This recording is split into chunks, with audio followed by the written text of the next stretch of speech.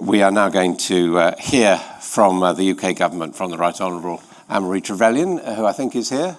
There she is, at the back of the room, who is going to tell us what the government's vision for hydrogen is. Andy's given us local government's vision, so you've got a lot to live up to. Thank you.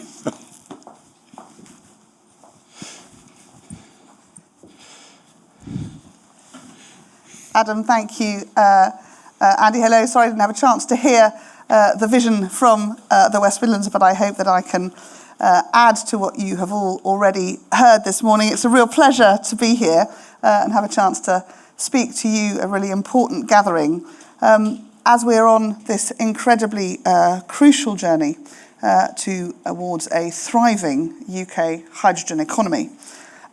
Many of you will know I was passionate when I was the Energy Minister back in 2021 about getting our first hydrogen strategy into shape and indeed published so that we had a starting point to really be able to move forward from.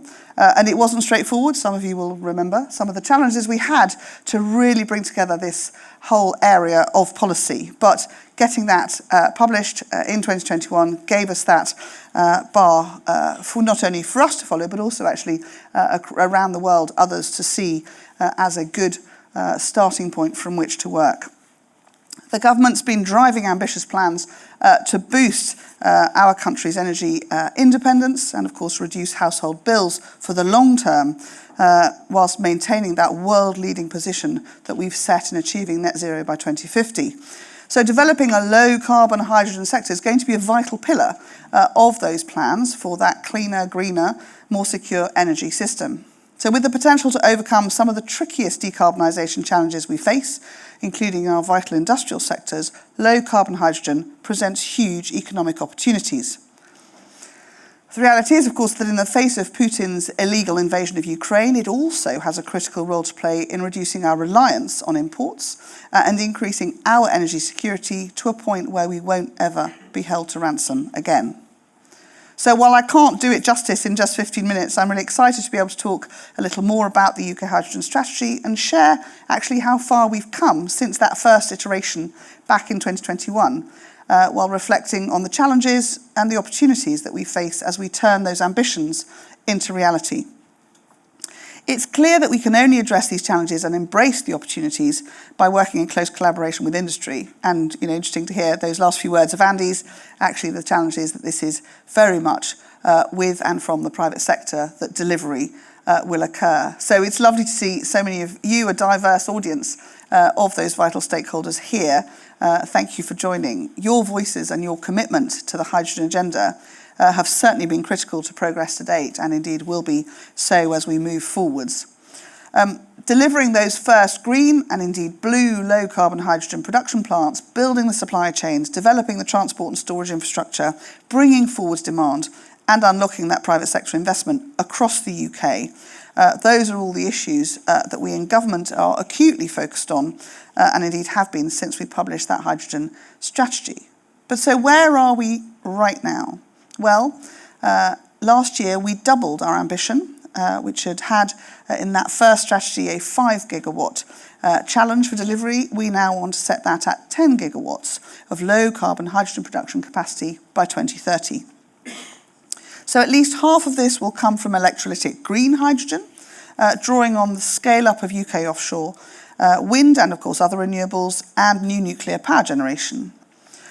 This ambition is going to drive significant private sector investment delivered by a strong investable proposition through the hydrogen production business model, which will help to address that key barrier to deployment, the cost gap compared to fossil fuels. So we committed to design by 2025 new business models for hydrogen transport and storage infrastructure, which will be essential to grow the sector of the economy and provide that security for both producers and consumers. We committed to set up a hydrogen certification scheme by 2025, opening up export opportunities and helping to ensure that exports and imports meet those high standards that the UK companies will expect. Now, 2023 has been a busy year for our Secretary of State in charge of our new Department for Energy Security and Net Zero. I call it DESNY for short. He gets cross with me when I do that. But it's easier to say somehow, isn't it? It's been great to see Grant's enthusiasm and commitment to this and really driving forwards with this new holistically created department, really harnessing all that focus and energy that's going to be needed to achieve that resilience, that security, and the investment needed to get to net zero by 2050. And delivering that low carbon hydrogen continues to be a critical focus for the department, underlined by the Hydrogen Delivery Council. So he's been busy, as I say. In March, we confirmed the first 15 winning projects from strands 1 and 2 of the £240 million Net Zero Hydrogen Fund, providing development and capital funding for hydrogen production projects. We've announced a shortlist of 20 projects to take to the next stage of the first electrolytic hydrogen allocation round, and we're looking to support up to 250 megawatts of capacity. And we've named the first 2 hydrogen projects at the HyNet and East Coast clusters to move forwards with our CCUS cluster sequencing process. As if that wasn't busy enough in March, in April, we've started accepting applications for the second window of the £240 million Net Zero Hydrogen Fund. And we've updated the low carbon hydrogen standard, and we're continuing, of course, to progress the energy bill, which is going to confirm that we will introduce legislative powers to deliver the hydrogen transport and storage infrastructure, a really, really important marker from which investment can then flow. And there are, of course, some more big moments coming up. So you can expect the government response to last year's hydrogen transport and storage infrastructure consultation to be published soon, along with an update on blending. The final low-carbon hydrogen agreement, that contract for revenue support to hydrogen producers, will be published, and moving to negotiations with electrolytic or the green hydrogen projects under the first allocation round and awarding those first contracts before the end of the year. Launching the second electrolytic allocation round on completion of that first one, and launching a CCUS cluster expansion programme, progressing track 2 and continuing negotiations with the first 2 CCUS-enabled hydrogen projects. So much been going on, much to do. But I may, and just in conclusion, emphasise my thanks to the organisers of this event. It's so important to bring you all together so that we can continue to deepen both the channels of communication and strengthen those links between government and the private sector. As Andy said, that's going to be absolutely critical to delivery of this now growing ambitious plan. The reality is that in the face of the continued war in Ukraine and those global implications of energy security that stretch even beyond that, now is the time for industry and government to deliver a world-leading UK hydrogen economy and delivering those projects across the UK so that we can develop a strong domestic supply chain. So I think we have much to do together. I continue to be absolutely passionate about this personally, and I'm really looking forward to the work that we're going to continue to do together to make this a real everyday reality across the UK. Thank you. Are you coming up here? Well, thank you very much indeed. Please have a seat. We're going to take some questions now. So again, put them on the screen. Nothing been going. Apart from telling us to wrap up, there hasn't been a great deal happening on the screen. But you went through all the technical programs there that the government is engaged in. What about the discussion? I mean, does hydrogen feature very much in your discussions? It seems that, there's a lot of excitement about batteries, electric cars, and all the rest of it. Where does hydrogen feature there? I think that's a really fair challenge, actually, Adam, and it does. It's absolutely going to be one of the core pillars. What it isn't yet is at a level of commercial activity, and indeed, until we have the regulation in place, which is one of the tenets of the energy bill, it's difficult for it all to kick into the volume solutions that we need to see. But it absolutely is a key pillar of the solution. I think you're right, because a lot of the conversations that we have sort of speak to, if you like, the retail end, the sense around buying the electric car, and therefore what does that supply chain look like? The areas of policy that relate to people day to day and where they actually have an opportunity to be part of the solution. Always a really important part of our net zero journey is how do we help consumers drive that journey, and of course, pardon the pun, in a practical sense, cars are one of those. But the hydrogen piece will be, and we're seeing it already, that commitment to hydrogen buses in the industrial space, and we'll see it also more in HGVs in time. But we cannot get that into, if you like, common parlance until we've got that supply of, volume supply of hydrogen in the system. So it's absolutely there. It's sort of the behind the scenes, the sort of hard end bit, in the same way that, one doesn't talk about building new SMRs and nuclear power stations much because it's not relevant. What people want to know is when they plug their kettle in that there'll be electricity. Sure. I mean, one of the things that emerged from discussions yesterday was a sense that the sector in this country is well placed, that there are a lot of programs ready to go but not quite getting the final financial sign-off because of uncertainty and a fear that, frankly, the UK might be about to miss the boat again, as perhaps it has done in battery technology and other areas. So I think I disagree with that. And the reality is that the energy bill is a requirement to make all this stuff possible and kick off. As I said, there's a whole series of projects now, approved, and the financing will flow. These have to all happen together for it to make the real progress that we want to see it to, but it's absolutely a central pillar of government policy. That's not shifting. And we are, with the 10 gigawatt ambition, sort of at the centre of the pack in terms of European countries, and that's good. It also isn't a competition with everybody else. We've all got to do this, and the challenge is that we grow our domestic environment so that we have that as part of our solution, but also that some of our world-leading businesses have the opportunity to demonstrate with that UK stamp of approval how they can take it abroad as well. But even in this area, again, because we had the Inflation Reduction Act in the United States and a very, very clear commitment, at least as far as the Biden administration is concerned, towards low-carbon hydrogen, that, perception that perhaps we are not taking such a firm or decisive, positive approach in that area. Well, the discussions around the IR Act obviously continue, and around cars in particular. That was an issue that the Prime Minister and President Biden discussed when he was there just a few days ago, and discussions and progress on critical minerals and car issues will be forthcoming, I think, in the weeks and months ahead, which is very good news. But I think more widely, it's, in many ways, it's great to see Biden throwing investment at it. The US was really far behind in their net zero journey, and he's on a kind of, fast catch-up process. We don't necessarily follow the same ways of driving it. We've been doing this since we brought our Climate Change Act in 2008. The UK has been leading the way. We basically have no coal-fired power in our system anymore, except for that emergency provision. We've got, on a windy day, over 40% of our electricity is generated from wind power. We are absolutely ahead of the game and bringing through these next generations of technologies as well. Getting that legislation in place is a really important pillar. But I mean, speaking of legislation, we've got the energy bill going through Parliament at the moment, and on key things like, for example, the hydrogen levy, we still don't really know where the government stands.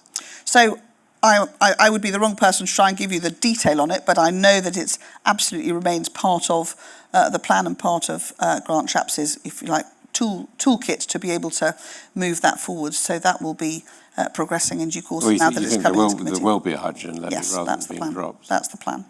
In spite of the desire to keep domestic bills down? Well, there is, but I think the reality is that as we make these, and to Andy's point, the mix of, government funding, government, frameworks of legislation to enable, and then private sector come in and do it, getting that balance right is always going to be the key. Hydrogen absolutely will be part of the economic mix in the years ahead. It's making those steps to getting the volumes that we need, that government may need to, help and do that. And we've done that through contracts of difference in all the areas of renewables over the last 15 years. Well, let's take some of the questions from the audience, recognising that you're now Foreign, Commonwealth and Development Minister, so it's not all directly your responsibility. We're very grateful you're talking about them, but this is the question about the relevant skills which are needed in engineering and manufacturing. How can we ensure they're retained in the UK, and what is the programme to get more people trained in the workforce in the relevant areas? So this is an absolutely critical question, and one that has been at the heart of trying to model what that changing pattern of workforce skills, upskilling, reskilling is going to be over the next 30 years. And in fact, interestingly, Gillian Keegan at the time when I was Energy Minister was the Skills Minister, and we set up a Green Jobs task force to work with industry to really try and get our heads around what that pipeline looked like. She now, as Education Secretary, is absolutely focused on that, and the work that she's doing with her DG Skills to really get that right and make sure that these key pillars, not only in the growth in certain skills, but the reskilling as well, really important. We have hydrocarbon cars now, which, go to a garage with certain skills. An electric vehicle is a different set of skills and software management. There's a whole series of changes that need to be made, and it's through our FE colleges, and Gillian's very focused on this, that we start to build that next generation and indeed draw in those who might look to reskill. I mean, in practical terms, how do you incentivise it? Is it a question of finding funds for new courses? Or So it's working hand in hand with industry. The apprenticeship levy is one tool, and we're seeing that used in some places. But it's also, and I think it comes right through from making sure that young children now see their potential career opportunities as part of the net zero revolution, which I don't know if you talk to young children, in schools regularly. This is really important to them. And they are driving policy. I always say this in a way that young people never have before, and it's fantastic.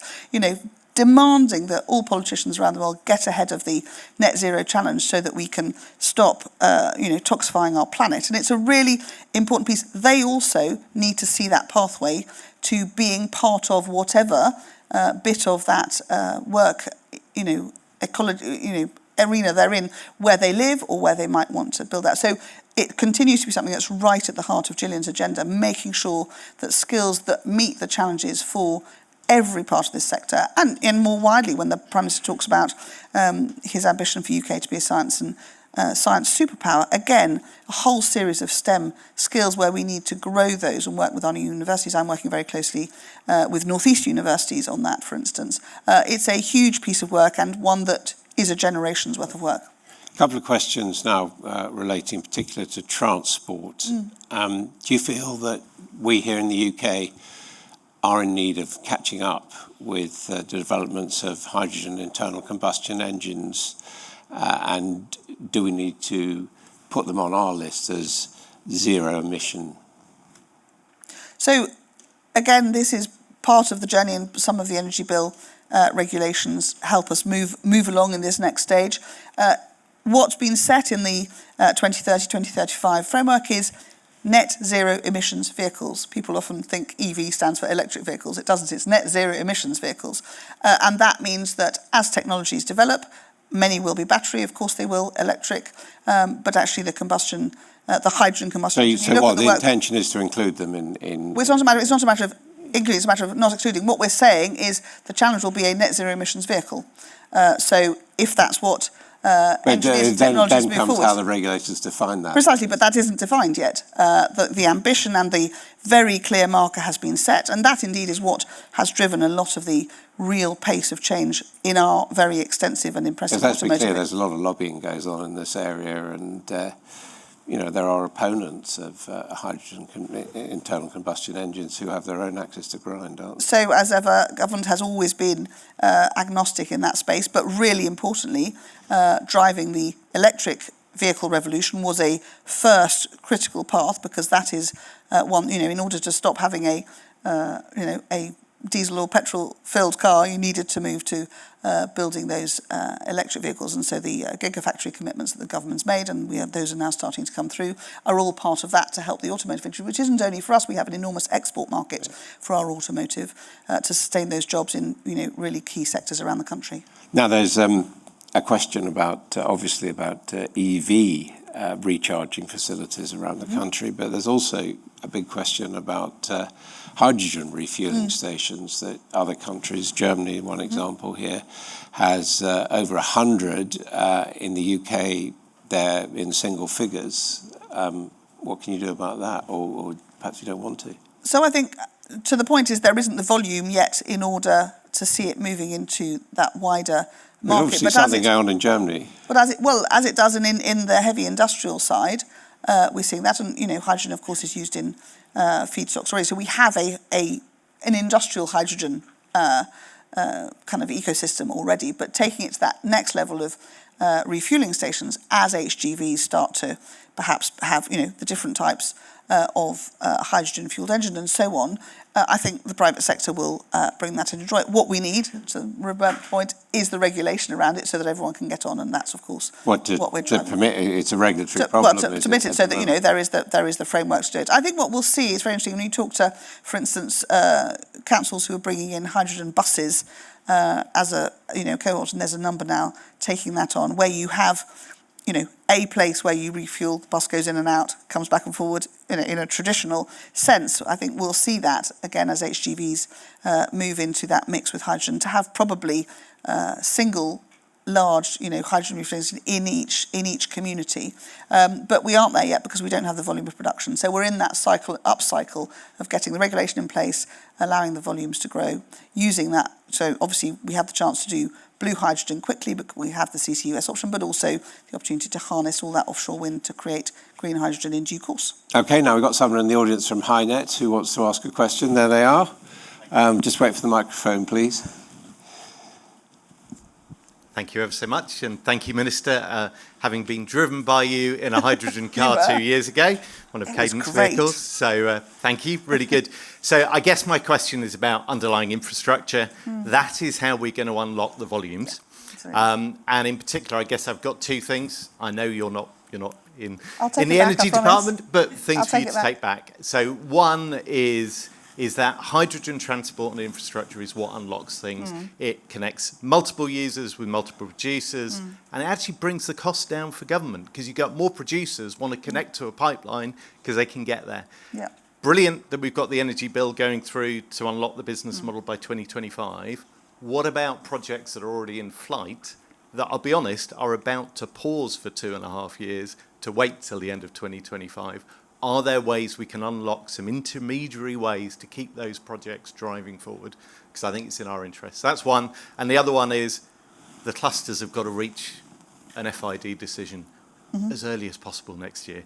How can we drive that faster and harder to make sure that we're right there in the race?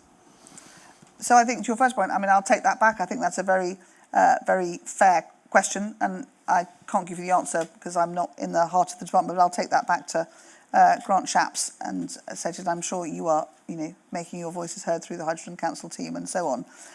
But I think that's right. The volume question is exactly one, and it is always, and this was always going to be the challenge, wasn't it? Is how do we iterate in as effective an order as possible in order to drive the economics of this so that we get the volume growth. And in 10 years' time, we'll look back and we'll go, hey, we're here and this is rocking and that's great. Getting through that as quickly as possible with a government hat on, obviously with a value for money proposition as well from government spend, is always important. But making sure that we maximise that. In Grant, there is someone, incredibly business focused and a man always in a hurry, which I think is helpful in this environment. Pushing it through, and once the energy bill is through, it's an enormous piece of legislation, and it's making progress, which is great. We will have a whole series of tools which allows the machinery of government to lean in more quickly. But I think that's fair. And just to say, it was very cool driving a hydrogen car, and it went really fast. Never above the speed limit, obviously, but it was 0 to whatever it was, 50 in no time at all. That was very impressive. Yes, Carl Anson from the Worcester Bosch business here in the UK. A couple of questions, Minister. The first one, we've seen an article from Grant Shapps overnight suggesting that he does not see a future of hydrogen heating in the UK. I wonder whether you've got any thoughts on that.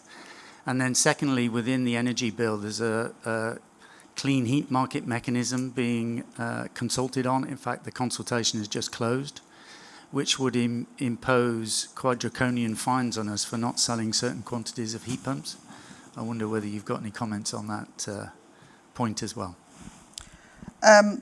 I'm no expert on that, and I will take it away. As someone who, in completely restoring a really old Northumbrian house, has put in a hydrogen-ready boiler, I shall take that back and test him on his article. I think, as with all these things, we are, and that's what we tried to set when Boris Johnson set out the 10-point plan back in 2019 with these, if you like, the big areas that we had to drive through on, and hydrogen was very much in that mix. We were very conscious that we were taking on both existing systems, that we were not certain yet, because the work hadn't been done, of the state of, the gas pipelines, how much the grid could take in different places. These are constantly being tested, and investment programs being brought together to try and get ahead of what those outcomes will be. I think on heating it's really interesting. So I opened the first 2 hydrogen homes in the northeast, and we've now got in Leighton, which I think 650 homes with it going through the system. Like everything, we're starting from scratch again, even though it used to be in the system 50 years ago, to make sure that what exists now, the infrastructure's there, is the right one, or indeed, if it turns out not to be, what the investment picture would look like to change that. The heat pumps are great for some houses. I don't think they're the solution for every home. I looked at mine. I thought I might try and put ground source in, for my personal development. Turns out my house is built on rock, so that wasn't going to work. The reality is that we have, 30 million homes, many of which are old, and again, it's over a series of generations. That challenge around buildings, about 20% of our emissions, is a big chunk to reduce and get rid of. And every time, you get a new owner and you upgrade it, or indeed the new homes we build, we have the chance to make stage growth. I think the consumer is starting to drive the demand, so the heat pump might be a solution for some. Personally, I don't think it's the solution for everything. Interesting when we look at the build program. I'm at, to your point, Adam, I'm in the rest of the world most of the time talking about this, and different countries absolutely are following different models too. Heat pumps, can be used in both directions for hot and cold. Do you think it's right there should be those, compulsory or incentives or penalties for not pushing heat pumps? So I'm not a fan of penalties as a way of doing policy. So I'm interested to hear that, and we'll pick that up. I think the key to getting ahead of and trying to meet, as the person whose name is the one, it's my signature on the 78% by 2035, which is a massive increase in what we're doing already. We do that by incentivising and by making it easier. Now that involves industry being able to set up and meet the demand, and consumers knowing that what they're getting is good. Heat pumps do work in some properties, in some parts of the country. They don't work that well in others. So we need to make sure we're getting that balance right, and the offer. So I think that the manufacturing side is a big challenge, not only for us globally. If we're going to use new tools, we have to build and get that investment. But I know, because that's how consumers work, and all of you who have customers know that if you incentivise them, that's the most likely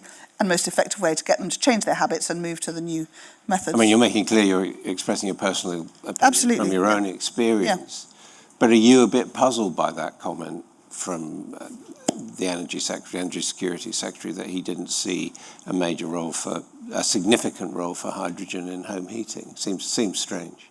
Well, I mean, that's a position to take. I think, a few years ago, we didn't know whether we were going in a direction or not. And that's why we set up both, from a safety perspective, that was the challenge. First of all, 2 hydrogen homes. And it turns out, of course, it's not that different to gas, in a practical sense. No, but I mean, that's what I mean. There's a lot been going on. There have been, 2 areas of the country where they've been testing it in public, and suddenly it's rained on by the minister. Well, I shall be taking it up with him later, because I've got a hydrogen-ready boiler in my house. So, he's got AM coming to test it. But I think it's an interesting question. The work that's going on, and that was the challenge we set ourselves around hydrogen, is how do we start to get ahead of what are, we're an old country with really, really solid old infrastructure, but built for a certain model. So as we move to, more distributed electrical model, all those things, we are having Originally to think. It was burning coal, wasn't it? Yeah, so, in certain places for industrial areas, and in my patch, mostly in your fire, so we are taking a very old country with a very particular model of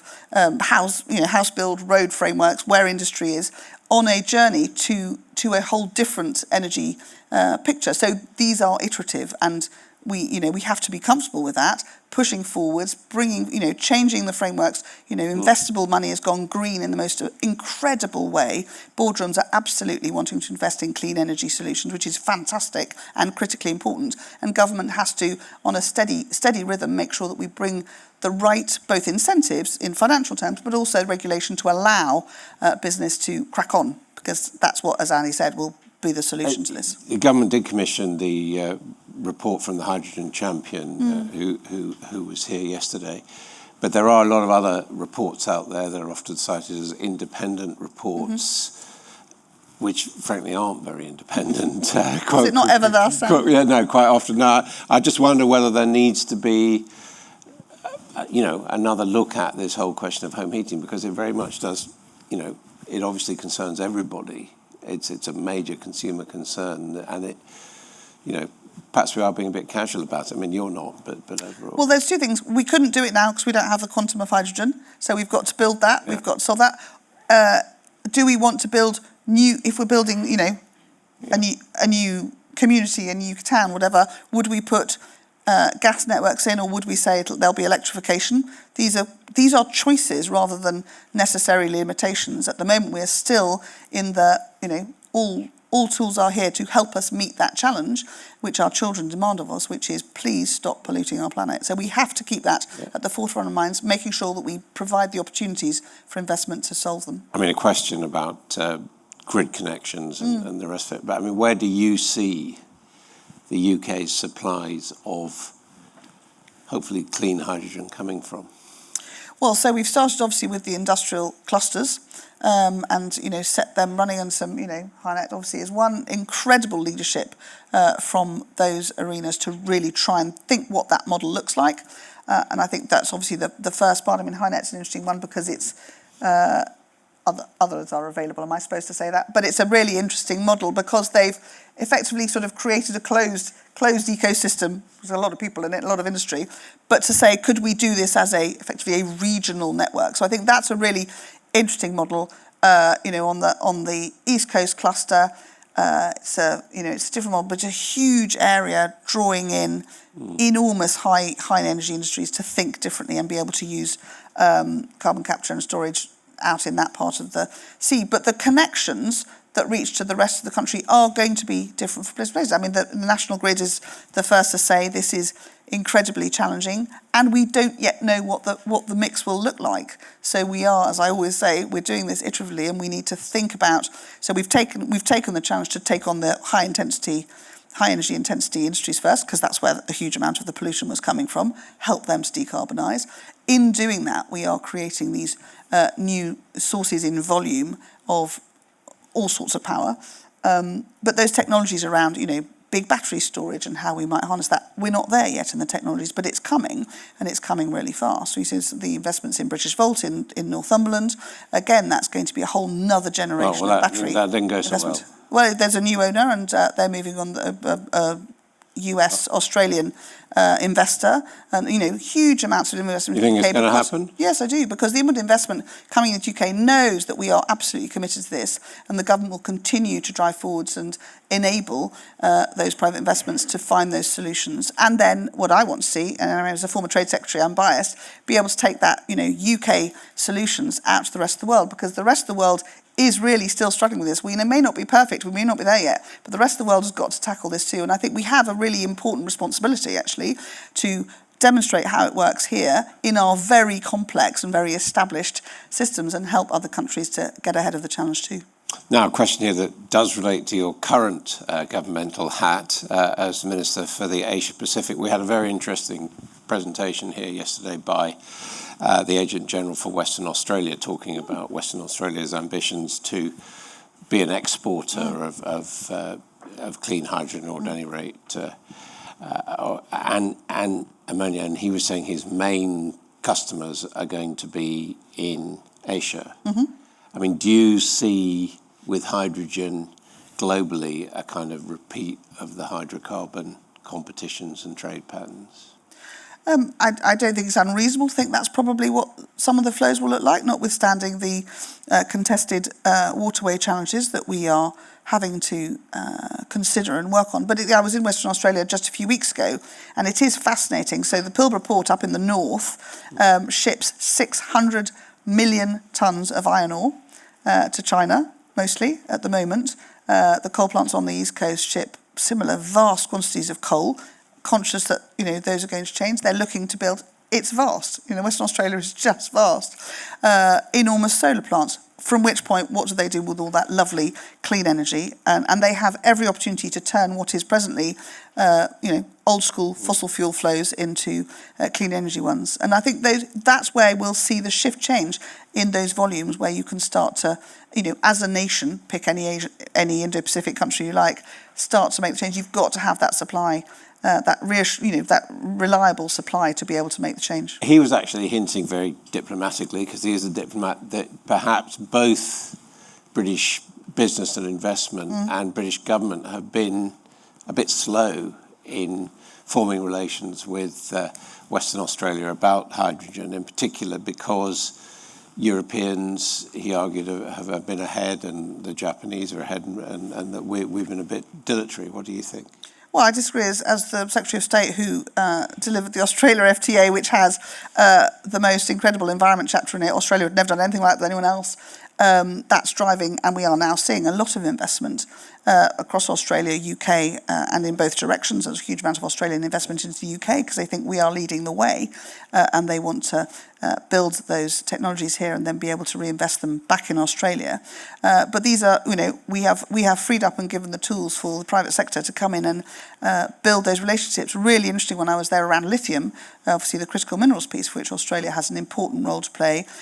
They've been exporting, the raw materials, relationships building with Teesside, where we can do the chemical processing. So they're going to do the physical, we're going to do the chemical, if you like, to start to change the critical minerals supply chain. So around all these things, where these countries have either existing resources or indeed they can harness renewable resources, as the hydrogen technologies and the battery technologies shift, we're going to see really interesting change. But I think it's very unlikely. We're seeing the same in the Middle East, where they're harnessing the power of the sun to be able to generate clean energy in a way that they have. Obviously. I mean, he was saying, for example, that Rotterdam is where the main European terminal for exports of Western Australian hydrogen will go.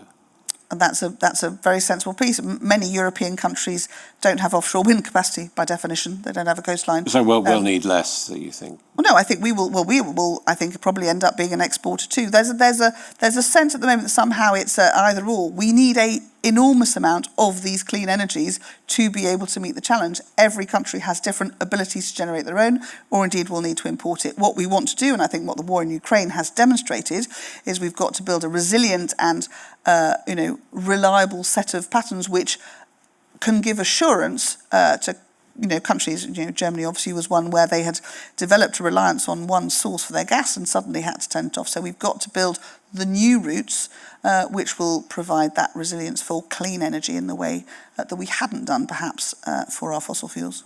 Anyone in the audience got a question? Yeah, there's one lady there. Hi, Gabrielle Hamilton. I'd like to ask you exactly on that point, is there going to be an increase in funding for startups that produce hydrogen? Good questions, which I'm afraid I can't give you the answer because I don't hold the brief. But I think as we develop, and if you look at the way through a lot of our UKRI work, Innovate UK, some of the catapults, they continue year in, year out to be very, very heavily funded to support exactly that, those new ways of doing business, new solutions, supporting ideas coming out of universities to make them into commercial reality. So there are a number of streams already that are, rolling ways for startups to try and get that support and build to that next level. I think, as ever, and the huge amount of work, interesting, which we did when we were chairing COP26 with the City of London to change the views of investors about where they should be looking to, take risk in startups and next generations in the whole clean energy and, net zero solutions arena. And we're seeing continuing shifts and increases in those. So I think it's a team effort. The government has certainly a series of tools to help support startups, but also driving that, big investor pool is one that we all need to continue to work to do, because that's going to be critical. But I'm always amused to hear how boards have just been quietly changing their views, and actually a whole lot of stuff has just fallen off the back that's never going to be invested again. So I think if there are, great ideas, great solutions, there are investors looking to support that. You've been talking about the very broad mix and different elements of in energy that need to be considered. We've obviously all been hit by the shock of Ukraine and what happened since. Do you think we need to look again a bit about how the electricity market is structured in this country?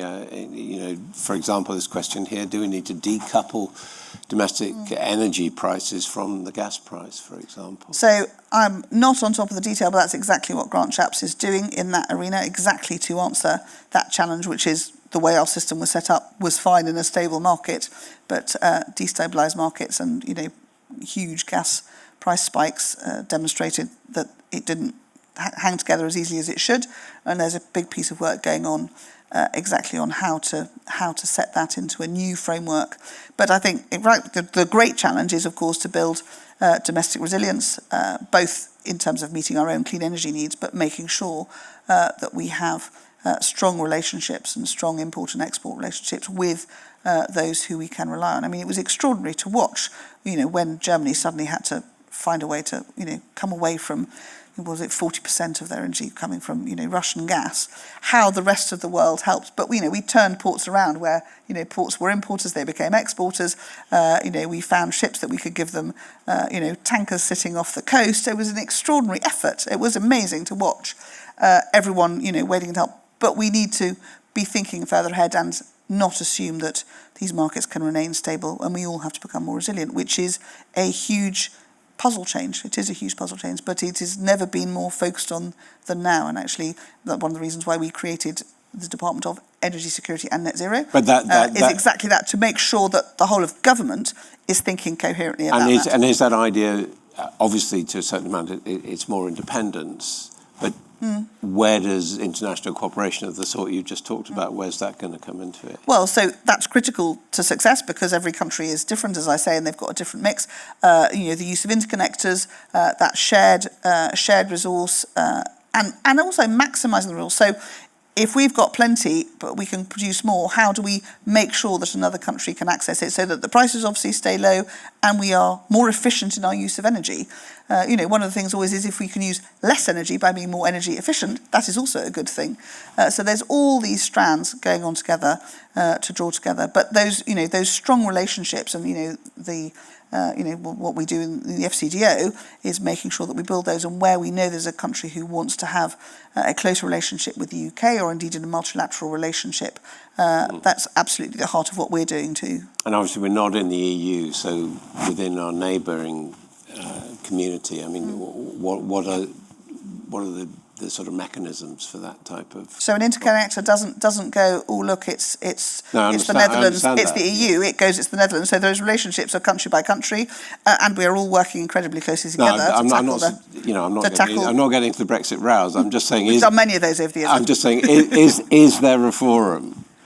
Lots. One of the really interesting ones is the sort of North Sea countries, who are working together to think about how we harness the North Sea's mostly offshore wind resources most effectively, and that's a really interesting grouping that's really in the broadest sense more active than it's ever been before, and that's where a lot of interconnector build is and plans are going on at the moment to maximise that. And obviously coming down from Nordic countries, you've got a whole series of new routes for energy as well.